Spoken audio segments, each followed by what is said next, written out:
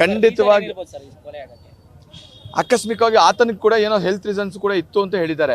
ಅದಾದ್ಮೇಲೆ ಪೊಲೀಸ್ನವ್ರಿಗೆ ಹೇಳಿರ್ತಕ್ಕಂಥ ಒಂದು ಕೆಲವೊಂದು ವಿಚಾರಗಳನ್ನ ನಾವು ತಿಳ್ಕೊಂಡು ಬಂದಿದ್ದು, ಅವರು ಹೊಡೆದಿದ್ರಿಂದ ಸತ್ತಿದ್ದಾರೆ, ಅವೆಲ್ಲ ಖಂಡಿತ ಸುಳ್ಳು. ಆಮೇಲೆ ಇನ್ನೊಂದು ಆ ಫೋಟೋಸ್ನ ನಾನು ನೋಡಿದೆ, ಸತ್ತಿರೋ ವ್ಯಕ್ತಿದು ಕಿತ್ತೋಗಿದ್ದು ಮುಖ ಹೊಡೆದಿರೋದಿಲ್ಲ, ಅದು ಯಾರೋ ಹೊಡೆದು ಮತ್ತೊಂದು ಆಗಿರೋದಲ್ಲ. ಆ ಬಾಡಿಯಲ್ಲಿ ಬಿದ್ದಾಗ ನಾಯಿ ಕಚ್ಚು ಮತ್ತೊಂದು ಆಗಿರ್ತಕ್ಕಂಥದ್ದು ಅಲ್ಲ, ಯಾಕಂದ್ರೆ ಅದ್ರ ರಾಂಗ್ ಮೆಸೇಜ್ಗಳು ಹೋಗ್ತಾ ಇದೆ.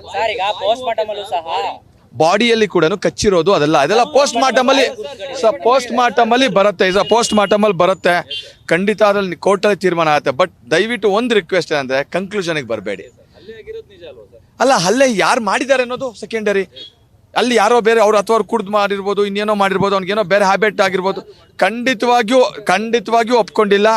ಖಂಡಿತವಾಗಿಯೂ ದರ್ಶನ್ ಅವರು ಒಪ್ಕೊಂಡಿಲ್ಲ ಅಥವಾ ಪವಿತ್ರ ಗೌಡ ಅವರು ಒಪ್ಕೊಂಡಿಲ್ಲ. ಅದ್ರಲ್ಲಿ ಎಷ್ಟೋ ಜನಕ್ಕೆ ಇನ್ಸಿಡೆಂಟ್ ಬಗ್ಗೆ ನಾಲೆಡ್ಜ್ ಇಲ್ಲ, ಇವನ್ ದರ್ಶನ್ ಅವ್ರಿಗೆ ನಾಲೆಡ್ಜ್ ಇಲ್ಲ. ಸೊ ಹಾಗಾಗಿ ಇಟ್ಸ್ ಎ ವೆರಿ ಕ್ಲಿಯರ್. ಅಲ್ಲ ನೆಕ್ಸ್ಟ್ ಇವಾಗ ಏನೋ ಅಷ್ಟೇ 6 ದಿವಸ ಕಸ್ಟಡಿ ತೊಗೊಂಡಿದ್ದಾರೆ. 6 ದಿವಸದಲ್ಲಿ ಅವ್ರು ಯಾವತ್ತು ಕೋರ್ಟಿಗೆ ಪ್ರೊಡ್ಯೂಸ್ ಮಾಡ್ತಾರೋ let them produce before the court first. ಅದಾದ್ಮೇಲೆ ಲೀಗಲ್ ಆಕ್ಷನ್ಸ್ ಏನು ತೊಗೊಳ್ಬೇಕೋ ತೊಗೊಳ್ತೀವಿ. ಬಟ್ ಒಂದಂತೂ ಕೊನೆ ಮಾತು ಒಂದು ಹೇಳೋ ಹೋಗ್ತೀನಿ, ನಿಜವಾಗ್ಲೂ ಇದು ನೋವಿಂದ ಹೇಳೋದು, ಇನ್ನೋಸೆಂಟ್ಸ್ಗಳಿಗೆ ಯಾವತ್ತೂ ಕೂಡ ತೊಂದರೆ ಆಗ್ಬೋದು. ಈ ಹೆಸರು ಮಾಡಿದ ನಿನ್ನೆ ತನಕ ನಮ್ಗೆ ಇಷ್ಟು ಕಾನ್ಫಿಡೆಂಟ್ ಆಗಿ ಏನು ಹೇಳಬೇಕು ಅನ್ನೋದು ನಮ್ಗೊಂದು ಕ್ಲಾರಿಟಿ ಇರಲಿಲ್ಲ. ಬಟ್ ಇವತ್ತು ಹೇಳ್ತಾ ಇದ್ದೀನಿ, ಈಸ್ ಖಂಡಿತ ಇನ್ನೋಸೆಂಟ್. ಅವ್ರಿಗೆ ಈ ರೀತಿ ಆಗಿರೋದು ನಿಜವಾಗ್ಲೂ ಖಂಡನೀಯ, ಮಾಡಬಾರ್ದಾಗಿತ್ತು.